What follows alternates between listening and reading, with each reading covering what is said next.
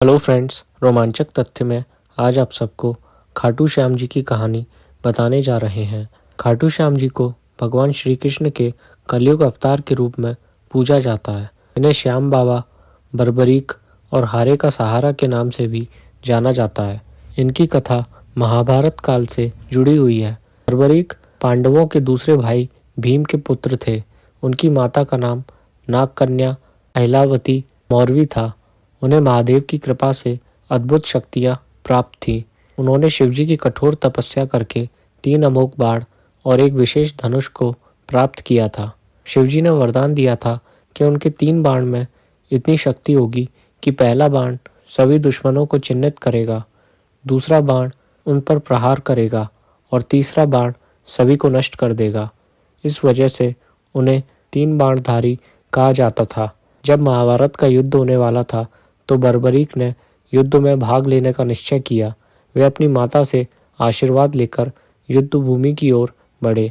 श्री कृष्ण को यह ज्ञात था कि बर्बरीक के पास अपार शक्ति है और वह सदैव हारने वालों का पक्ष लेंगे।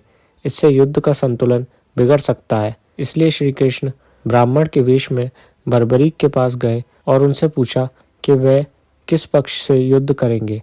बर्बरीक ने कहा कि वह हमेशा हारने वाले का साथ देंगे।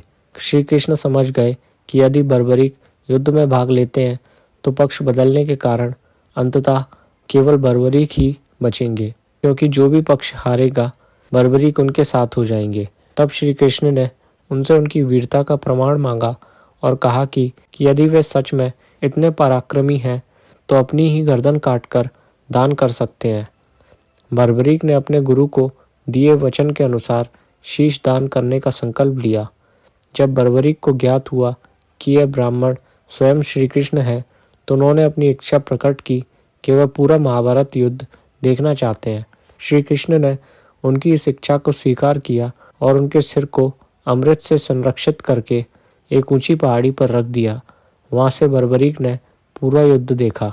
युद्ध समाप्त होने के बाद जब पांडवों ने विजय का श्रेय खुद को दिया तो श्री कृष्ण ने बर्बरीक के सिर से पूछा कि युद्ध में किसकी सबसे बड़ी भूमिका रही। बर्बरीक ने उत्तर दिया कि यह पूरी महिमा केवल श्री कृष्ण की थी, क्योंकि उन्होंने अपने चमत्कारी रूप से पूरे युद्ध को नियंत्रित किया था। बर्बरीक के बलिदान से प्रसन्न होकर श्री कृष्ण ने उन्हें वरदान दिया कि कलयुग में वे श्याम नाम से पूजे जाएंगे और हारे का सहारा कहलाएंगे। जो भी सच्चे मन से उनकी भक्ति करेगा उसकी सभी इच्छाएं पूरी होंगी। खाटू श्याम जी का प्रसिद्ध मंदिर राजस्थान के सीकर जिले के खाटू गांव में स्थित है। यहाँ भक्तजन हर साल बड़ी संख्या में बाबा श्याम के दर्शन के लिए आते हैं। विशेष रूप से फाल्गुन महीने में लगने वाला मेला बहुत प्रसिद्ध है, जिसमें लाखों श्रद्धालु बाबा श्याम के दर्शन करते हैं।